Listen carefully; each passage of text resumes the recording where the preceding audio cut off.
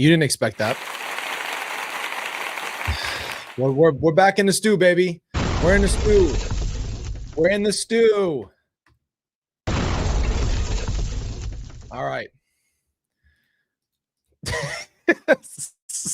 I'm sorry, bro. That must have just made everybody pissed off. That was a lot going on at one time. What is going on, everybody? Today, we are sharing your stories again. I'm so excited. We received so many different emails. And honestly, I'm excited because I think this is a good time to go through and really have some amazing people highlighted. So without further ado, there is a story here that I received a while ago, and this one is definitely going to be hard. So I want to start the stream out by saying that there might be some trigger warnings for you guys in different ways. Some people have lost people, just lots of different stories that we're going to get through today. I can probably censor out some words just to make sure I don't say something that specifically triggers somebody. But I just want that to be upfront, and I want people to know, because I don't want there to be anybody having a hard time in the chat. So I have a email here from Rachel, and she said you can use my name. So I'm going to go ahead and just read through this email that she sent. And again, this is going to get emotional. This is going to be hard live in certain aspects, but I think it's going to be really good for us as well. Good morning, Keely. Wow, what the frick? Every time it goes blue. It's like I have to fix it every single time I jump on here. I'm getting pissed. Brand color. Wow, it doesn't exist anymore? Really? There you go. It's just so frustrating that it does that. Okay, now we're back to our regular gold. Good morning. Good morning. I know it's a little early, so some people might catch this on replay, and that's totally fine. Here is Rachel. Good to see you. And we're going to get to it. So I'm going to start with from Rachel, and then we're going to get into a couple more emails. We have so many, so just so you know, we're not just going to skip over you, but we are going to just do as many as we can get to today. So it says, Dear Colby, I hope this message finds you well. My name is Rachel Rodriguez, and I'm reaching out to you to share a deeply personal and powerful story that I believe will resonate with the powerful conversations you often host on your podcast. First, I want to offer my heartfelt condolences for your loss of your little brother, JJ, and your sister. The unexplainable loss you've experienced is truly tragic, and my heart goes out to you and your family. I cannot imagine the pain and heartbreak of such an unimaginable loss. Please know that my thoughts and prayers are with you during this difficult time. My own family has been through an incredibly painful journey, and I'd like to share my grandson Malachi's story with you in hopes that it might bring light to your heart in some way. Malachi was a happy, vibrant, giggly little boy, so full of life and joy. His laugh and his smile moved my heart in ways that words cannot express. Watching my son, Daniel, embrace fatherhood with such a love and care was an experience I will never forget. Tragically, when Malachi was just 16 months old, he suffered a supposed fall that led to a coma. For 3 anxious days, we waited for his recovery, but sadly, it was not meant to be. Our sweet boy passed away, and what was initially thought to be an accident quickly became a heart-wrenching reality. His death was ruled as a homicide. In the darkest moment of our lives, Daniel made the selfless decision to donate Malachi's organs. Because of this decision, Malachi went on to save the lives of 4 people, ranging in age from just 9 months to 65 years old. One of his recipients, a little girl who was only 2.5 years old at the time, is now living a happy and healthy life. Last year, she ran the Orange County Marathon and even completed a half marathon recently, proudly carrying Malachi's memory with her. Another recipient, who was 21 years old at the time, had been unable to work or travel before receiving a kidney from Malachi. After her transplant, she was able to live to the fullest, getting a job and experiencing new things. Sadly, one of the recipients passed away, but she was still able to live 2.5 years dialysis free and creating lasting memories with her loved ones. Okay. Though our family will forever grieve the loss of our precious Malachi, we find comfort in knowing that his legacy lives through those he helped.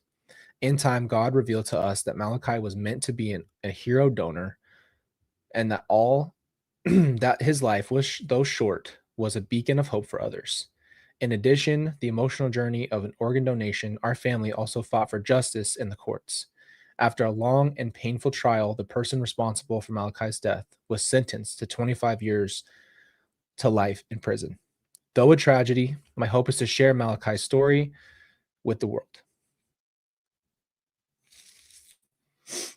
Though he was just 16 months old, his story is one of resilience, hope, and the incredible power of organ donation.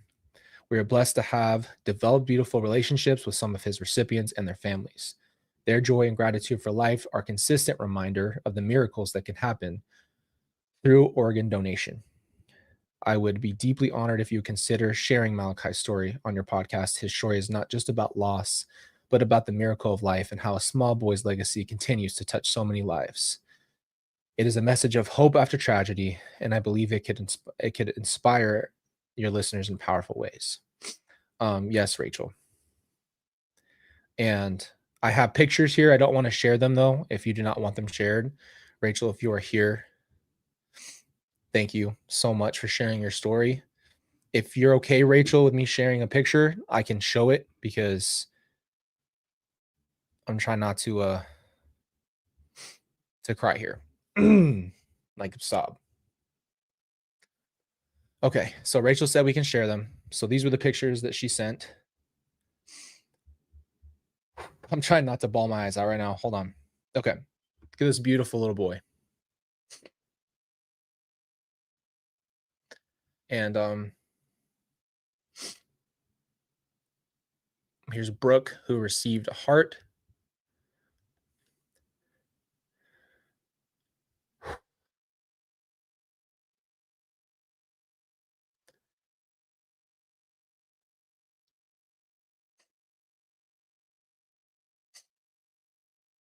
Absolutely beautiful.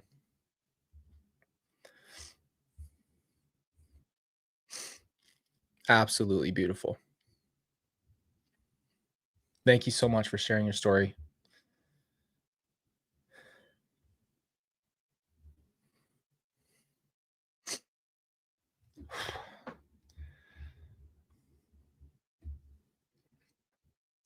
The definition of what can come and how I'm trying to hold this together here. Give me 1 second. Rachel shares his story to show people that you look for the most positive parts because there's so much hardship. And I'm so grateful that you got justice in your family. And on top of that, that you are looking to share his story to bring, and you're showing the power that comes after. And that's a beautiful thing. And thank you for sharing that. Oh, okay. I love you guys. And I'm so sharing stories like that. They're just so real and so impactful.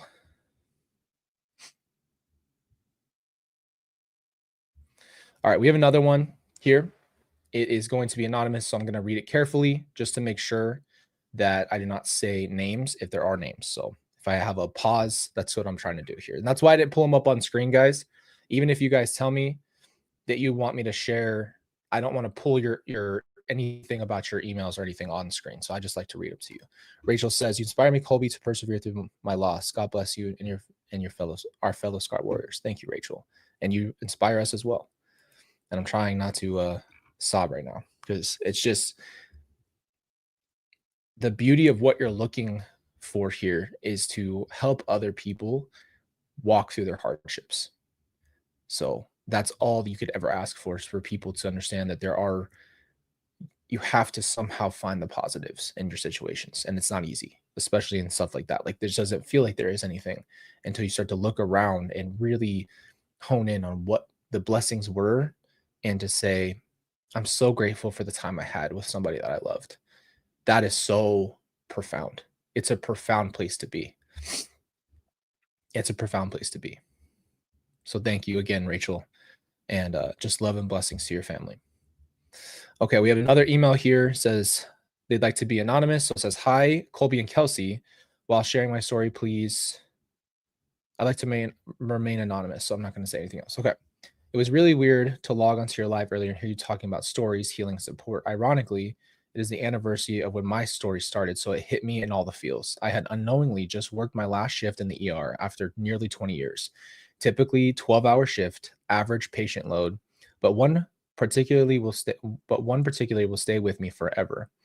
He was severely mentally ill and released into the streets without any legal mandated treatment he desperately needed. By no fault of his own, he was uncooperative and had been threatening demeanor when I tried to take care of him. Fast forward though to the remainder of my shift, I get home at 3 a.m. Not abnormal for an ER worker. That abnormal part is when I got back onto my vehicle at home, I found this patient standing in my driveway. For sake of your time, I'll spare you the tiny details. Calling 911, my dog stood between he and I as I held this poor man at gunpoint. He was determined to get on into my home and stating he needed a place to stay. He thought my house was the Mormon Church of the Tabernacle, and I was on the phone with 911 praying this man would not take one step closer. I was prepared to use my firearm, but I really, really, really didn't want to have to. To complicate things, my spouse was responding to our officer, or I'm sorry, my spouse was a responding officer to our home, and he had to hear our address with the one at gunpoint come across the radio.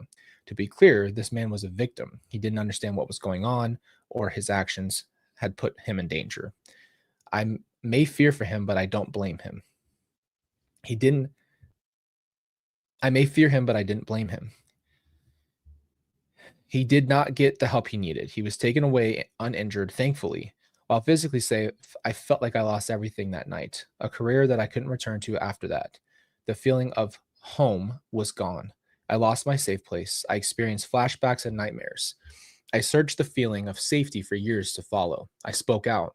I wanted changes to be made so this didn't happen to anyone else. I was met with resistance. My employer immediately went on the liable defensive. I lost so many friends after that event. Or more accurately, I lost the idea of who I thought they were after I was continuously told to get over it, if it was only that easy. I suffered silently for years. I worked a lot in therapy, time, and self work. That event is no longer in the forefront of my mind 24/7. I still get tripped up sometimes, but things are far better than they used to be. Finding people I could trust that could relate in their own ways and learning that it is okay to not be okay. Thank you for creating this incredible community, a safe place. It is helping far more people than I think you could ever know. Kindly anonymous. Thank you for sending that email. Yes, you made a really great point. First of all, thank you for being vulnerable. And yes, that is scary. And that's exactly what we try to talk about all the time.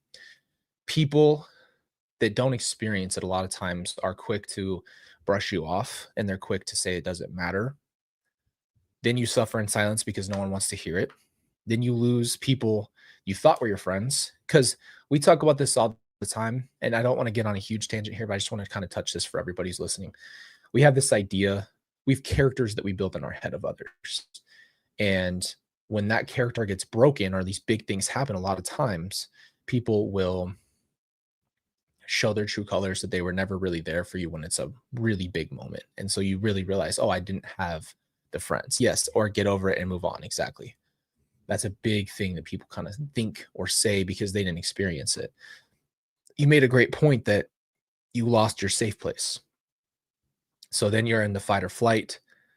Anybody would be scared in your position. Anybody would be scared. And when I'm reading these, a lot of times I put myself in your shoes the best I can. I just try to, that's how my mind works. I would definitely feel the same exact way.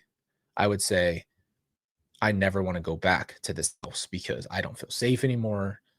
Like I'd probably feel the exact same way because you just don't have that place that is your home where it's supposed to be your sanctuary has been tainted. So I totally understand that. And thank you for being a part of our community and thank you for sharing your story because that matters a lot.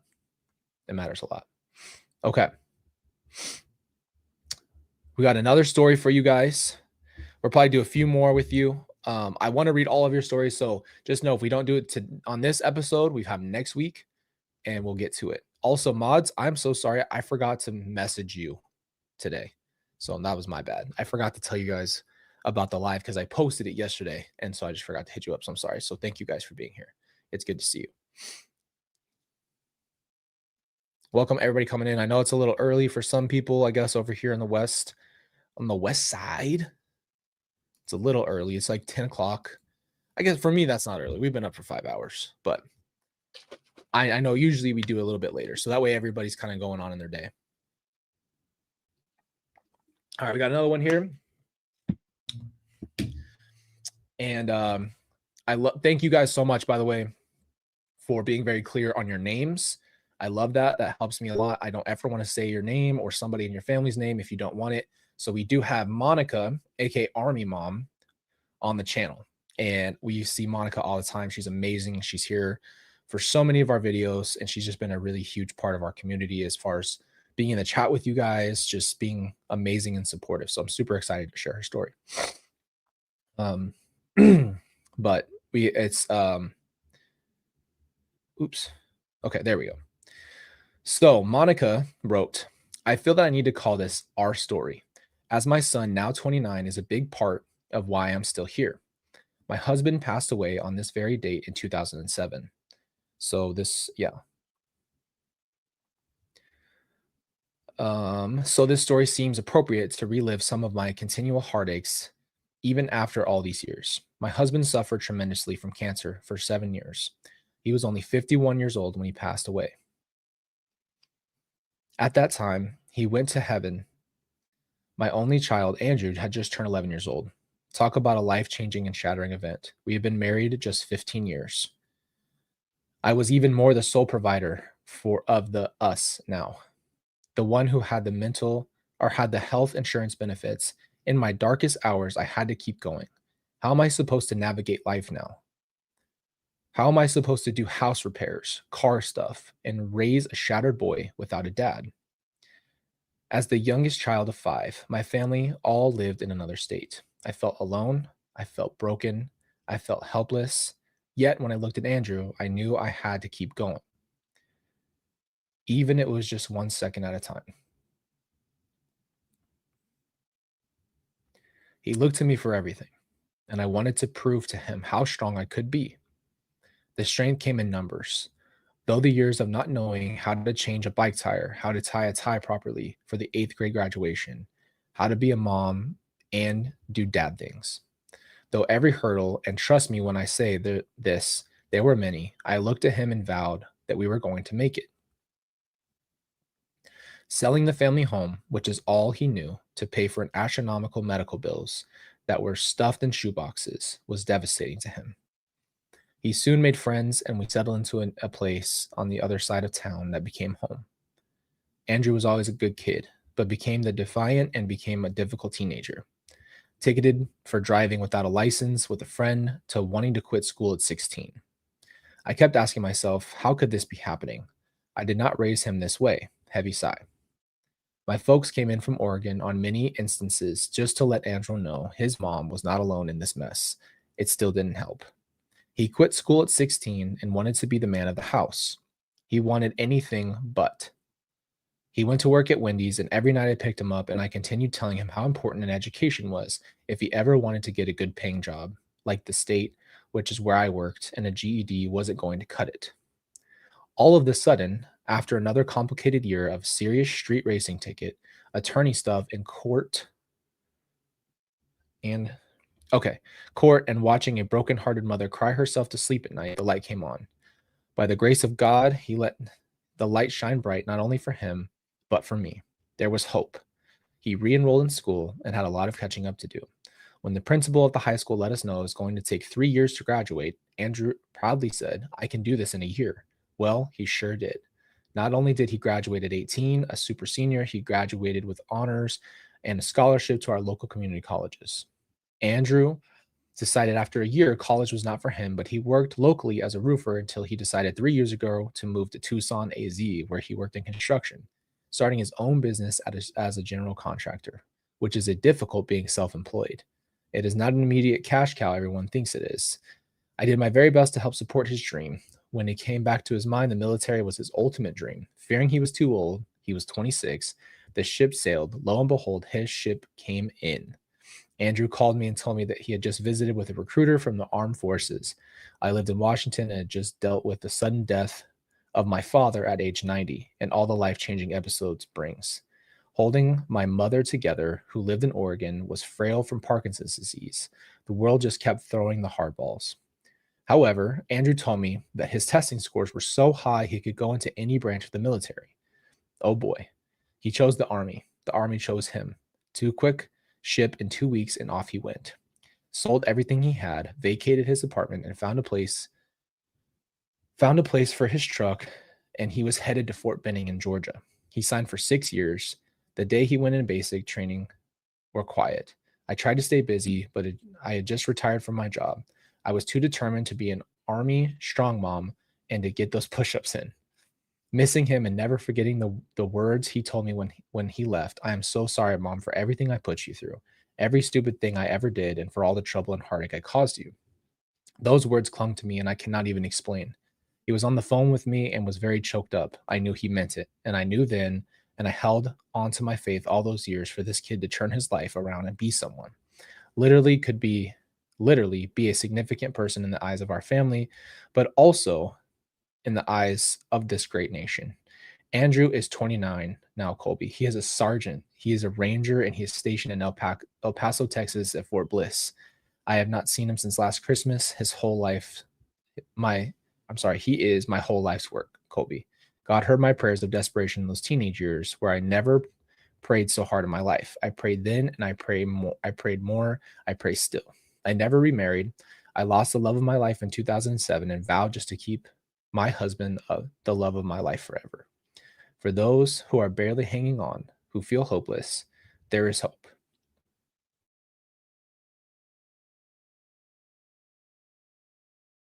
You the strength for tomorrow yet. Worry never settled a problem yet. Tears never paid a bill, but courage, however small, to keep going. Keep the feeling of being alone at bay. Try. You owe yourself that, to try and keep going on. Yes, it's easier said than done, but you are not alone. This channel will be with you, and whatever your belief you have, that believing will be with you in your darkest hour. Thank you, Colby, for the lives you have given hope to, and the imprint of faith will be the many and the imprint of faith will be with the many that follow you. I thank you for helping me through some of my darkest hours of being alone. I watched you from the beginning. I watched you suffer. I watched your family grow. I watched how Kelsey stood by you, and I'm so proud of you for your strength and your determination. I recently lost my best friend, my mom, in February, another hit. But we keep taking hits and still keep getting up. As Rocky would say, I appreciate you. I thank you. I thank you. And Kelsey, I thank you, and you and Kelsey are on my thoughts always. Man, these are just, whew, these freaking stories, man. Oh, you guys are amazing.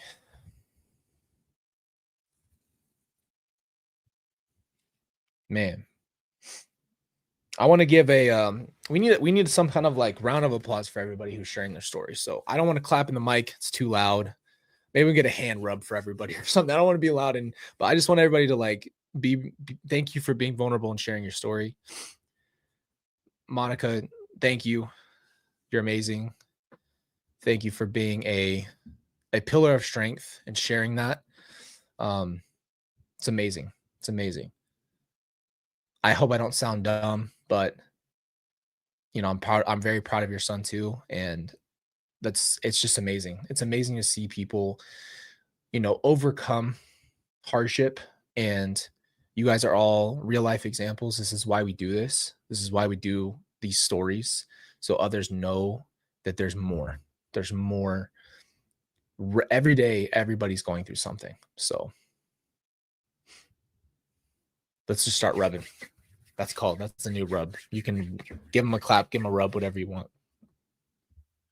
But thank you for sharing your story, Monica. Okay, so I have a lot of your guys' emails in here.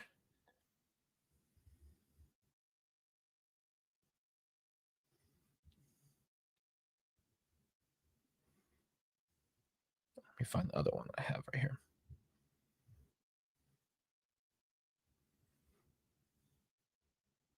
Okay, so we do have another story.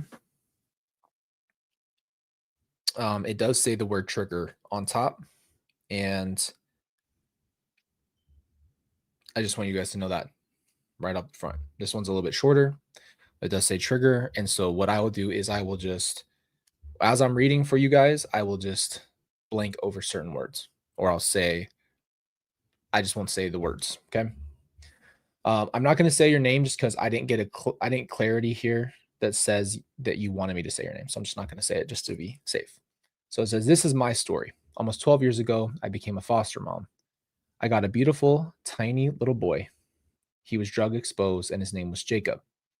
I had two older daughters. One was away at quote unquote nerd school and the other went home. When I got Jacob, I didn't know they found him in a laundry basket and in hypothermia. They brought him to me at 5 days old. He didn't look right and I didn't know what to do. So I took him to the hospital and he was almost gone. They said another 12 hours and he would have been. He also had bacterial meningitis, which is very, very, very dangerous, by the way. That's the one that kills you almost instantly if you don't get it fixed. Fast forward a lot of months where I had taken him to visits and doctor's visits and dev preschools.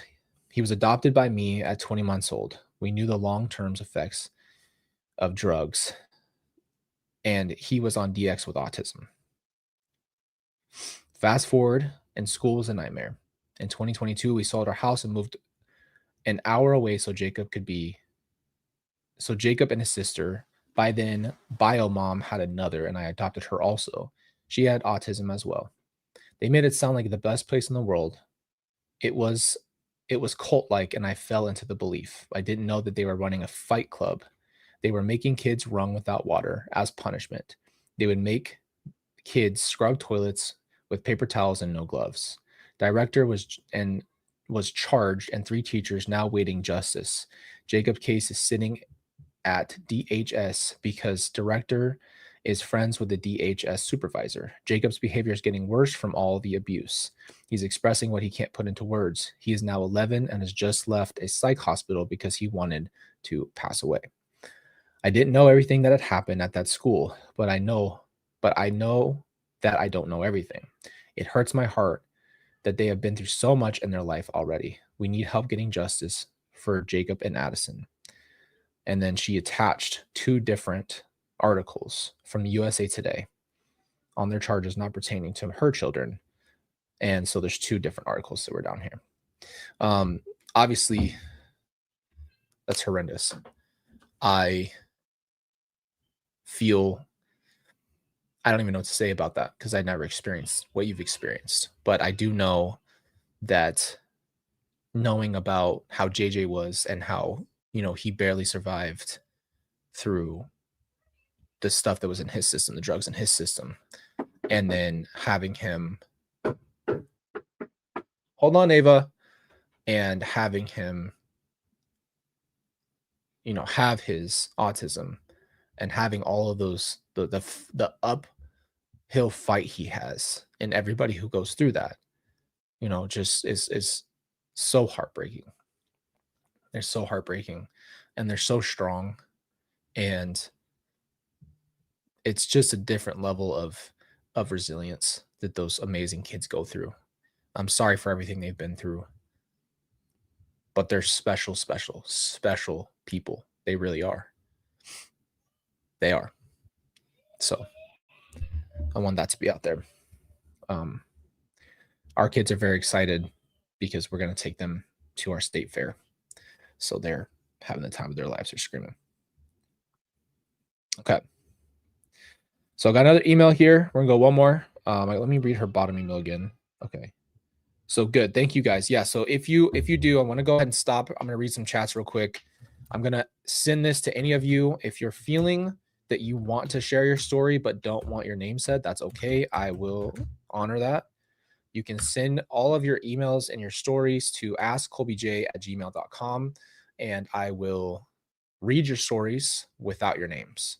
So just know that. And I just don't want you to feel like I'm here to, this is what I want this whole segment to be about. It's to help empower each other, to bring people's stories to the forefront that might not have ever had a chance to do so.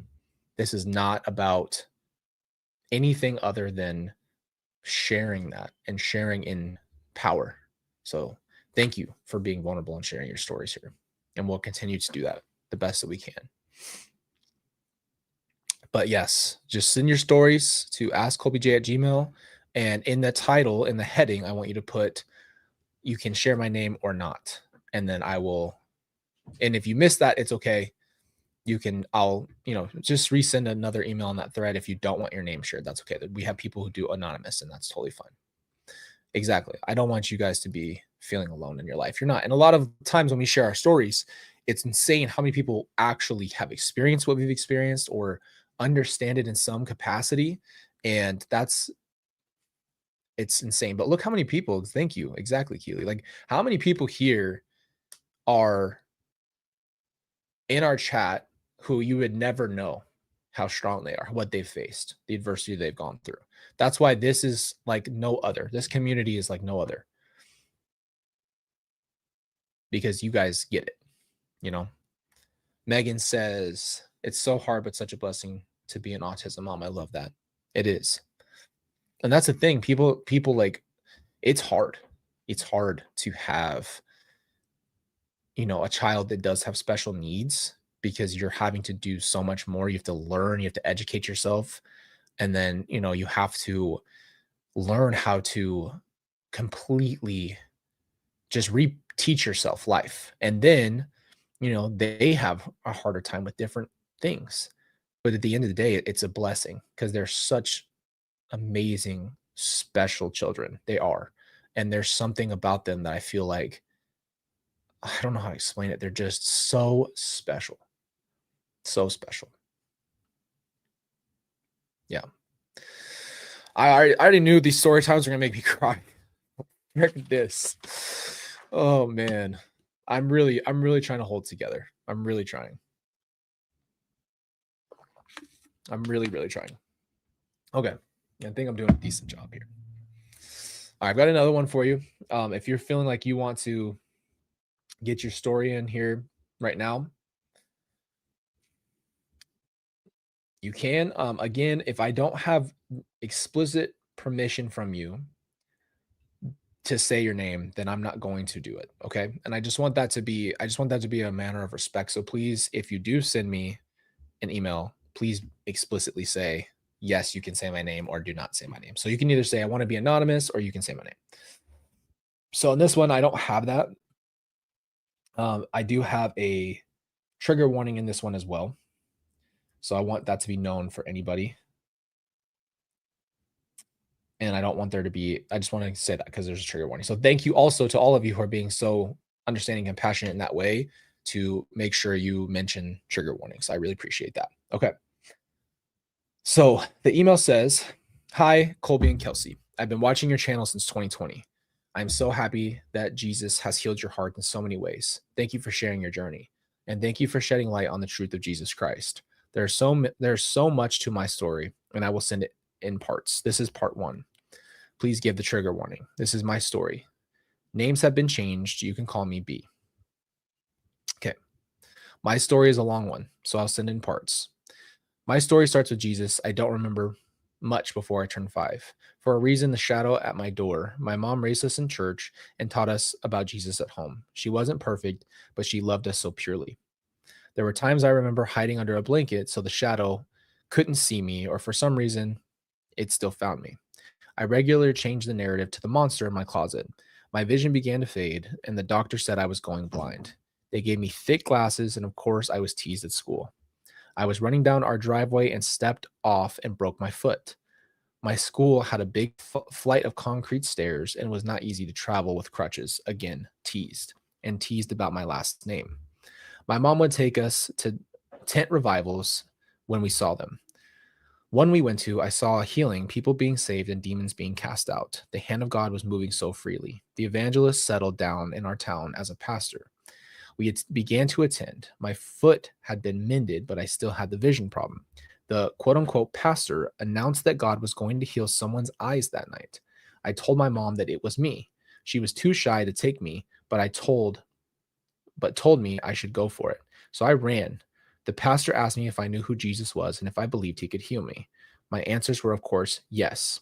He told me to raise my hands and praise the Lord. I mimicked what I had seen and just raised my hands and tried to envision what Jesus would look like. The pastor took off my glasses and prayed for me and laid hands on me. When I opened my eyes, I could see perfectly. Okay.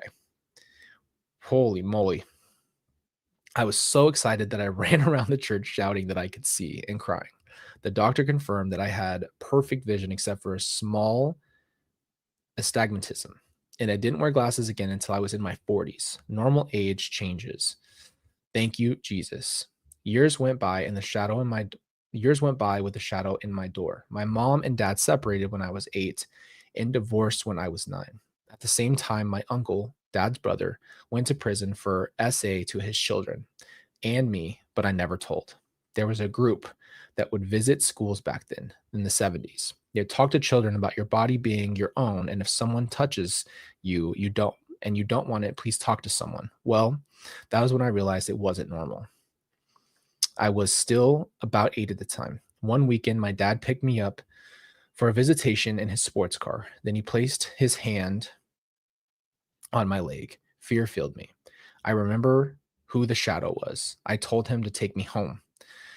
It was an argument, but he did take me, and I still didn't tell anyone. Why? Time went by. My mom began dating someone with a daughter close to my age. She confided in me about her granddad who essayed her. I felt safe and confided in her. She told my brother. My brother told my mom, and my mom took me to a counselor who claimed I was just searching for attention. I left crying and never went back. I didn't see my dad again until I was 15, pregnant, and my mom was forcing me to get married. I saw my dad on the day of my wedding because everyone thought it was appropriate for him to walk me down the aisle. Didn't see him again for years. That husband was abusive emotionally and a drug addict. He also kicked my little girl while in her walker. When I found the drugs hidden on my side of the bed, I hid them. He was so enraged and threatened to hurt me and my daughter. So I left when I got the chance. Divorced with the help of my dad. Ex-husband threatened me from jail and his family did as well. I moved in with my dad since it was the only safe place I had to take my daughter while there. I confronted him about my childhood. He said it never happened if I did it. I'm sorry. He said it never happened if it did. Oh, okay.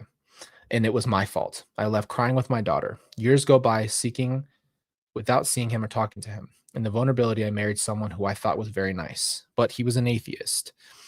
He was nice for a couple of years. We got into drugs heavily, and my mom was raising my daughter for a while. After I brought her back home with me, I had a babysitter watching her while I was working. The atheist was not supposed to pick her up before I got home, but he did one day. She was only 5 years old. She had an accident, and it enraged him. He beat her and choked her until she passed out, then paged me to come home before he killed her. I went home, cleaned her up, and dressed her in warm pajamas. Oh, okay. Before he is quote unquote. Sorry. It says quote unquote. So he said, come home before he, but that didn't actually happen. So she shows up. I went home and cleaned her up and dressed her in warm pajamas. Got her a movie in her room. Then I called my mom to pick her up. I had plans. She came quickly and tried talking to me out of my plans, but I was insistent. I let him drink his way to sleep, not causing a fight at all.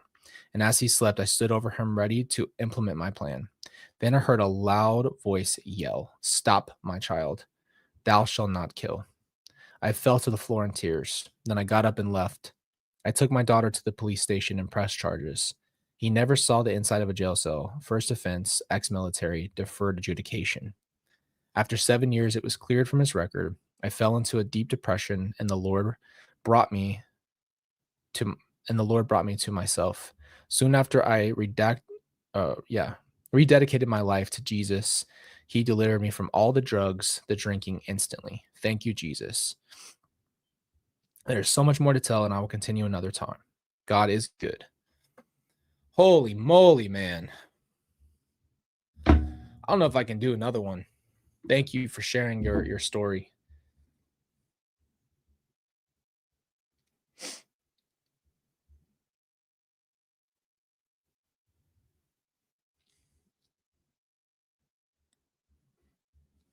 Oh.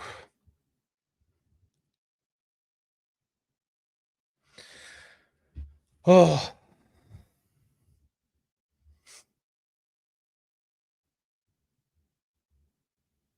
Sorry, I'm just taking a second.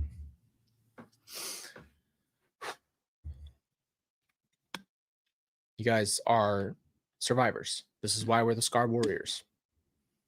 This is why. This is why this community exists. This is why everything about this shows you that there are so many of you who are survivors. So many of you. And you're choosing every day to wake up and roll out of bed. And this is going to sound really, if you don't understand this, it's okay because I'm going to explain it the best I can. For some people, the decision to get out of bed and put their clothes on and try to do their day, it is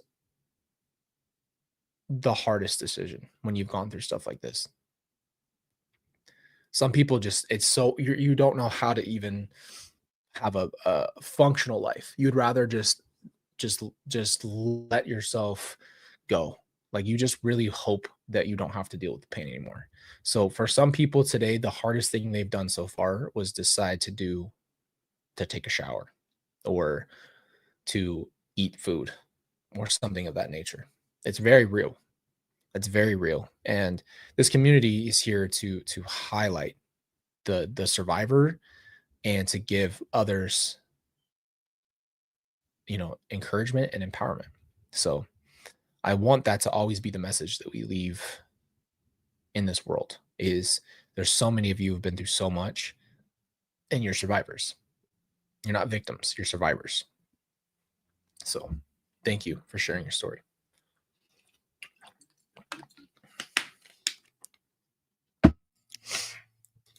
Miss Woozy says, I hope those who needed to hear these stories and find healing are here to find it. Yes.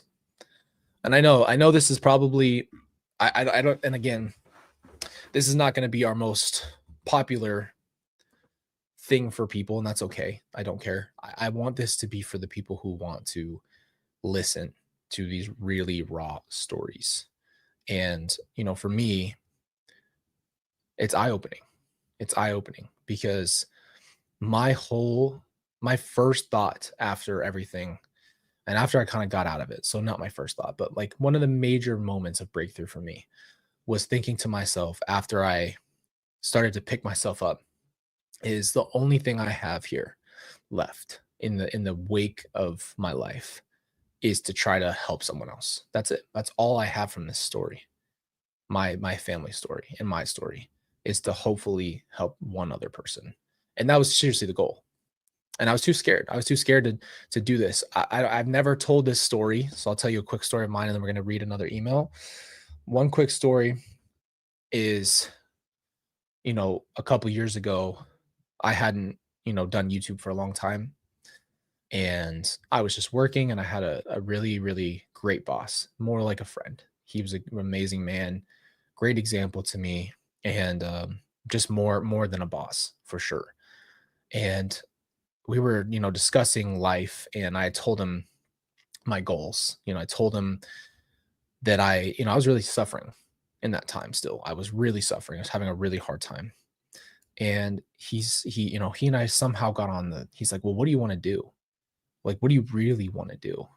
And I just kind of said, I didn't really tell him what I wanted to do. I just kind of told him, I feel like I'm meant to talk to people. And I think I'm meant to speak, and this like my skill. Like if you really think about your skills in life, sorry, I gotta get some chopstick. If you really think about your skills in life, what am I gifted in? What I feel like I'm called to do? Those kind of things are your first thoughts you should have. What did God bless me to do? What are my gifts? And then how do I, help others? That was my goal. So I told him, I said, I feel like I'm supposed to talk. I feel like I'm supposed to help people and tell my story. I feel like I'm supposed to just like I just told him. So I just kind of bore my heart to him. And which wasn't abnormal, right? And long story short, he encouraged me and said, he said, if I get you equipment, will you start doing YouTube? but you just start doing it. And I was like, what do you mean? He's like, if I get you what you need, what do you need? I said, well, obviously I need a computer and a camera. I had a microphone, and I was just like, I just need a few things. But he's like, just, I want you to do it. And I'm just like, wait, what? Like, what boss wants you to try to go do something in your calling in your life? What boss would want that for you? And he just said, I want you to just start. Just promise me you'll try. Promise me you'll start. And promise me that you'll just do it. And I said, okay. And that's when we started. We just did it. And I just did it in all faith. And I tell that to you right now, number one, because your story, thank you. You're saying that at the same time. That was weird. You read my thoughts and wrote it down. Your story matters. And we go our whole lives, like a lot of you have said, where you said, oh, well, I've kept it to myself. I've kept it to myself. And you just never know that the world might need to hear this. And so thank you for bringing it here. Thank you for bringing it to a place where there's other really like-minded people, and some things need to be shared, and your guys' stories are very important. So we're here fighting the world of life. There's a lot of horrible things happening in this world, as you can turn the news on and see it at any moment, at any time. We're divided. We're having all of this hurt and pain and crime, and you see it everywhere. And I'm not even going to try to sound like some kind of, everybody just be peaceful. Like, that's just not realistic, unfortunately. I wish it was, but it's not. But this is what it should be: is each individual person doing the best they possibly can. It doesn't. It's not about the peace of the world. It's about you taking care of yourself and your mental health, and then encouraging others to do so. And everybody's in different places on this channel. Everybody in this community is in a different place. None of us are in the same spot. And that's what makes all of these stories so beautiful. So exactly. I love that, Stephanie. Doing your best looks different for everyone. And it's about that. It sounds cliche, but it's just about that 1% better. I don't know if you've heard that before. That might be a military term. I've heard a couple of different people say it. It's just 1% better. It's not a major change. It's not major breakthrough every day. It's not like every day you make this giant stride towards your healing. It's 1% better every day. One different decision, one tiny thing. Hey, I drank enough water today. Hey, I actually went to bed on time last night so I could wake up and feel like not crap. Hey, I went to the doctor and got my blood work done so I can see what's wrong with my hormones, because my hormones could be affecting me. Hey, I stopped doing something that I know is hurting my body. It's hard, but it's just 1% better. And it's just looking at your life and really taking a step out of your normal routine. Miss Woozy says, Dr. Colby Ryan has a nice ring to it. That's so funny. Just because, I've always thought about stuff like that. I actually try to be I've done a lot of things. I won't lie to you. I would try to be a CNA, to become I wanted to be an EMT. I wanted to be a firefighter. I almost went into the military. I told you guys a story the other day. I was very close to being in the military. I really wanted to be in the military. And yeah, I've kind of tried my hand at everything. And then here I am doing something that's so much more, like, I don't want to say more rewarding for me, but like more in like a calling. That's what it feels like. I feel like I'm actually walking in that. So it's beautiful. Rachel says, our stories are all different, but we also share resilience and hope. My loss has brought purpose to share Malachi's story. I pray everyone finds their purpose through pain. I love that so much. Thank you. I almost went into the Navy first when I was 17 because I wanted to be a SEAL.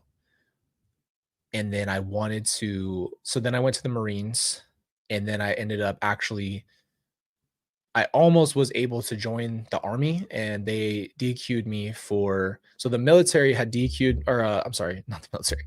The Marines DQ'd me for injuries first, and then I got DQ'd out of a couple of jobs on my ASVAB because I was too tall. And then I was like, you know what? I really, really want to play sports.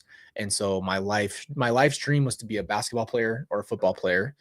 And so I dropped all of that and went straight into trying to figure out how to do that. So that was kind of like, I was like, I'm young and I have to take this chance now. It's not going to come later. So that was kind of my mindset. You could easily be a psychologist. You've already learned all the stuff the first, second years learn. Wow. I've thought about it for sure. And I do listen to a lot of psychology stuff, to be honest with you. It's always caught my interest. I took psychology back when I was 17 taking psychology classes in college because I actually quit school, got a GED, and then when I was going to go into the military, I had to have 15 credits of college credit to get into the military to make up for the fact that I had a GED. So I had to go prove myself that I could do it. So I went and took those classes, took a semester, and so I ended up having enough to go into the military. I've always wanted to be a pilot, like a fighter pilot, and I wanted to be a SEAL. I wanted to be a Ranger, and I have the utmost respect for all of those people. Seriously, and you don't have to be special forces. I have utmost respect for all those people because they know that they're serving. And then two, I really, really have learned a lot from Sean Ryan and a lot of the vets because I don't know what combat feels like. I don't know what that trauma feels like, but I understand a lot of what they say very intangibly. So then I learned, oh, it's just about these conversations. People who come home and are out of the military who've been through a lot need to have that purpose, and they need to know that they have a purpose. And also, yeah, Kelsey texted me. Kelsey wanted to be a psychologist too. She actually took classes. So it's amazing. It's kind of just natural. Now I'm the IP. I'm the director of the IPS out here. You can't be mad when, it's a full circle moment for me.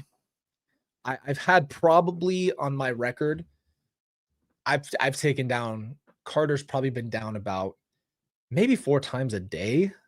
So if you really added up how many people I've taken down, Carter plays different characters every time. Sometimes he's the churro bandit, sometimes he's running a bigger ring.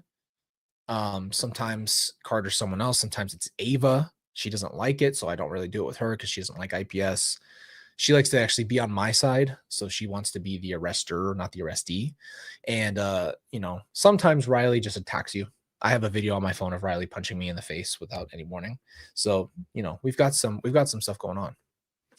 IPS is it's so funny because I always forget that some people don't know what we're talking about. I'm making an IPS shirt. I'm doing it. I'm gonna make an IPS shirt along with what's going on. But we're gonna do what's going on like this, and it's gonna be just the first word, the first letters, and then we're gonna put something on the back for you guys. We're gonna make all that stuff. We're gonna have fun with it. We have so much good merch that we're gonna make that's gonna be so much fun, and I can't wait for it. If I put Rubby on a shirt, I might get an email from the clothing company say, "Hey, we can't make this." That's why I haven't done it. I need a picture or something. I need a picture. Oh, Miss Woozy, I love that shirt though. That's a really nice shirt. We actually do need that. Okay. I know I went on a whole tangent probably for 20 minutes. So let me get to another email real quick. But I'm excited. When I do make all that stuff, I'll send it to you guys. Because I've been working on that. The shirt you made was so clean though. I would just copy you. I'm not gonna lie to you. It was so clean. I love it. It's a really nice shirt. Okay. So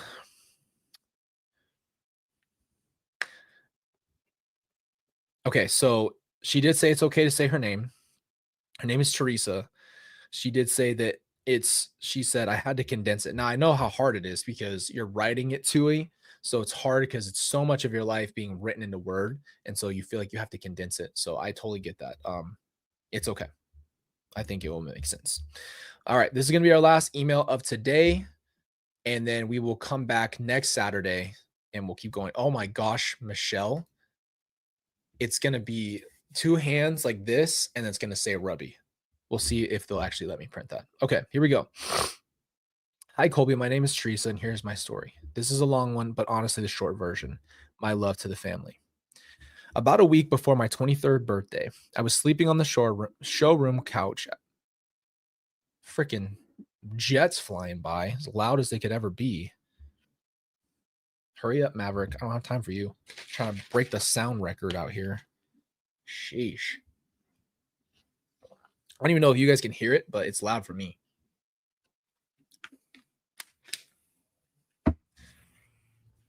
I think I might have to make an IPS and Rubby shirt at the same time.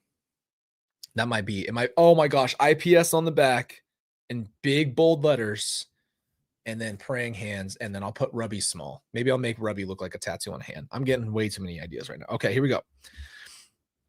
After about a week before my 23rd birthday, I was sleeping on the showroom couch at my ex's work. He and his boss were working late. I had just finished my college term project, then fell asleep waiting. Someone yanked the jacket I had laid on me as a blanket. I got up and started yelling at him, not realizing at the time that he had a ski mask on and a gun. I could not hear. Let me zoom this in a little bit. I could not hear my voice or him. I knew he was saying something, but I only saw his mouth moving. First thing I heard was the gunshot. Then I dropped. It took a few minutes for me to be able to move, but I got up and went into the bathroom and sat for a few.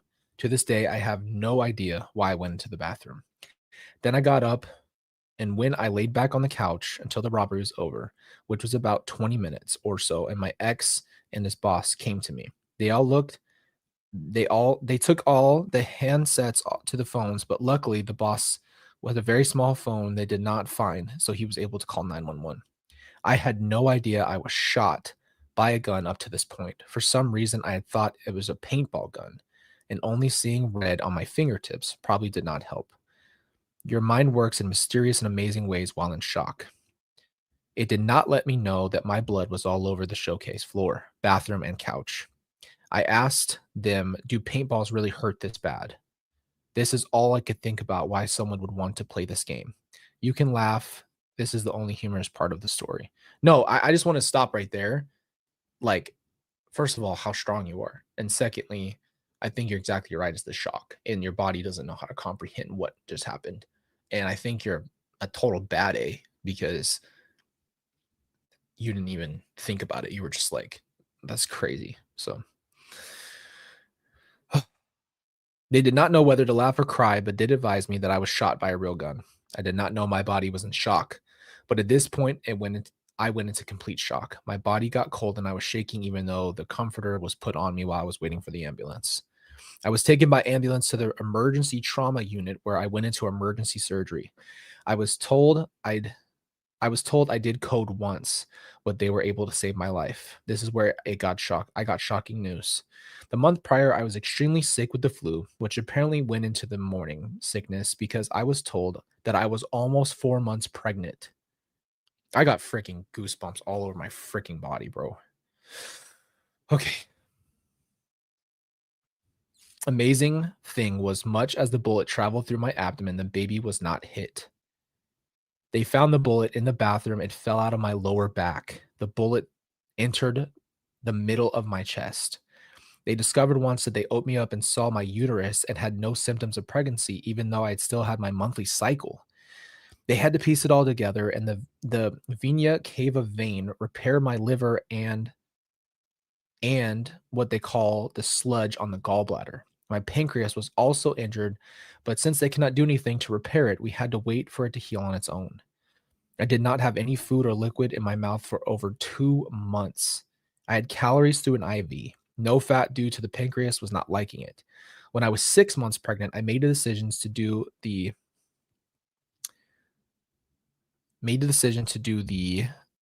anonymous cystis test. Sorry, I cannot read that word. Because my blood work works were low in some areas and high in others for my age. She may have had Down syndrome. The blood transfusion they provided me with during surgery and the trauma that could have caused it.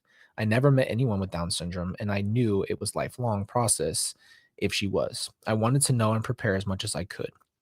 The thought of the procedure went well, but it did not. 2 days later, the doctor could not find a heartbeat. They thought that the sac did not seal quickly enough and it leaked, which caused her to have a hemorrhage. I had to make the choice and either wait for my body to go into natural labor or induced labor. If I waited, I could risk the infection and could kill me since this could take 2 weeks. I made the decision to induce her because of the thought of not being alive and of her not being alive inside me. I could not handle it. On the day the hospital was going to allow me a day to pass for a few hours to see my daughter, who I named Angel, be buried, the surgeon actually released me and I was healed enough and how I handled everything, he felt comfortable with me going home. I did not go into depression. Oh, I'm sorry. I did go into depression and I did not want anything to do but lay there. I was supposed to walk so I did not get blood clots. I fought so much up to this point and no longer cared what even happened. I was not thinking of ending my life, just whatever happens, happens.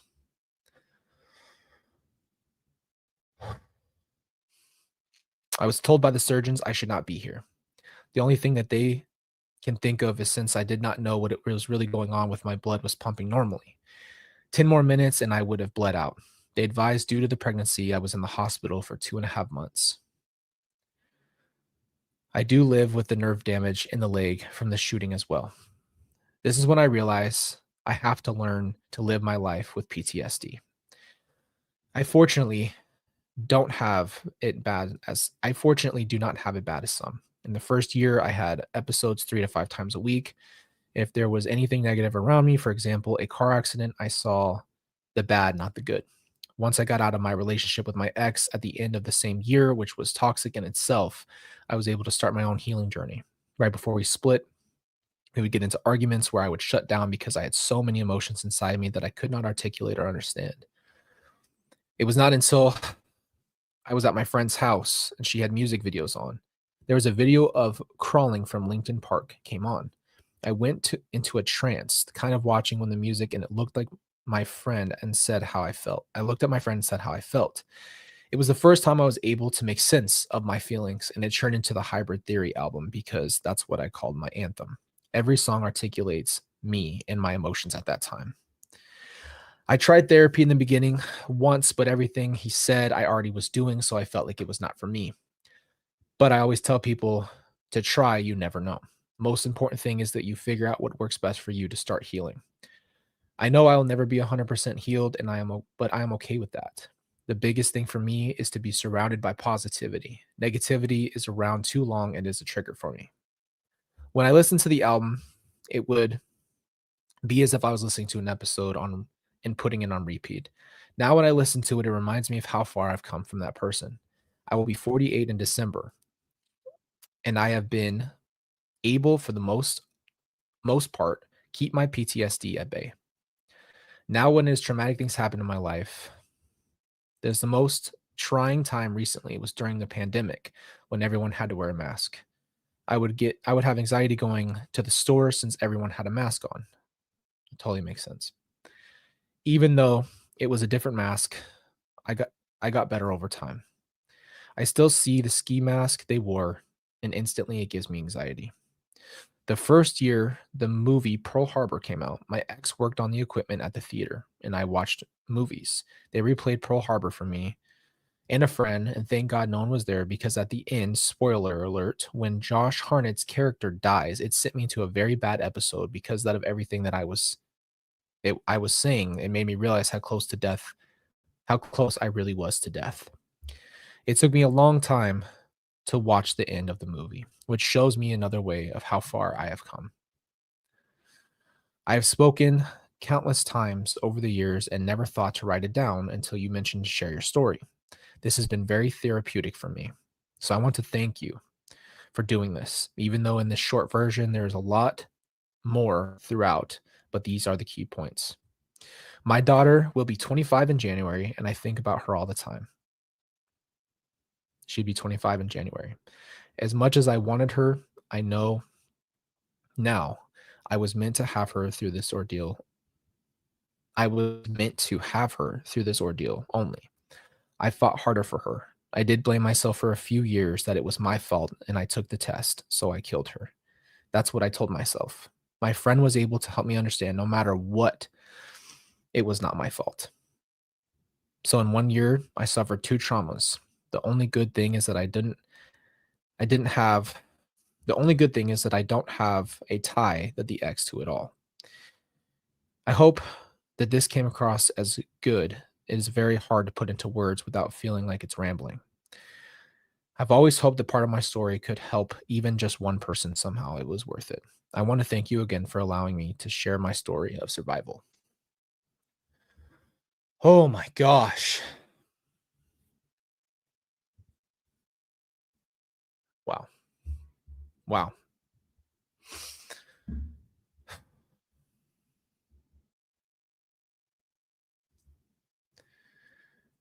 Incredible. Absolutely incredible.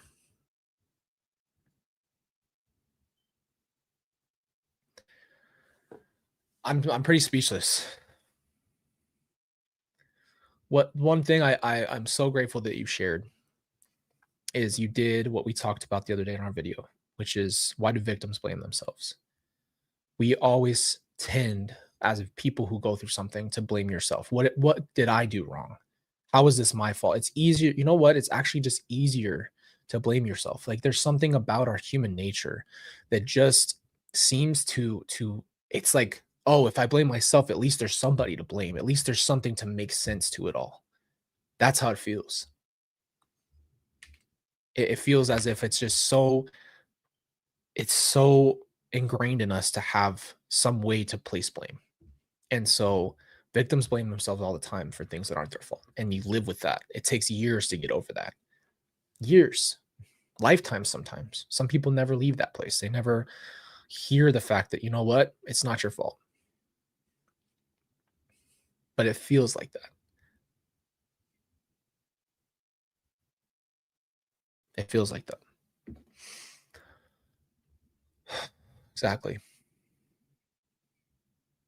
What a day of absolute amazing stories. Um, I have another long story for us next, starting our next Saturday. So if you guys are here next week, we will start with a longer story. Just so you know, if you don't make it into the episodes in 1 week, we can come back to your stories. So I want to say thank you guys for sharing your stories. Thank you for your vulnerability. Thank you for being a part of this community. I am unbelievably proud of our community. And I am so grateful to be a part of it with you. We are going to go to State Fair, as Kelsey said, and we're going to go try to have some fun with the kids. I will be live tonight. We didn't go live last night, but we will go live tonight. Tonight is going to be the live Zoom call. So if you guys are interested in our fun debates and having, a little bit more fun, even though this is fun, but it's hard and it's just hard to tell our stories, but it's necessary. It's a very necessary thing. So thank you to every single one of you who have sent an email, who are vulnerable, and have allowed me to share your story with a community in our community. So thank you. Thank you guys. We will see you very soon tonight. I'm excited to have fun with you. I will put a Zoom link on tonight so you guys call in. It will be at 7:30, and I'm really excited. Yes, thank you. I'm a freaking funnel cake guy. So absolutely. Thank you for sending your stories. I cannot thank you enough for that. It's a big deal to me because it's a huge part of your life. I know you're trying to not overdo it, so you're trying to condense it, which I don't want you to feel like you have to take so much out of your stories, but thank you. So, just thank you for your vulnerability, all of you. Love you guys, and I will see you very soon.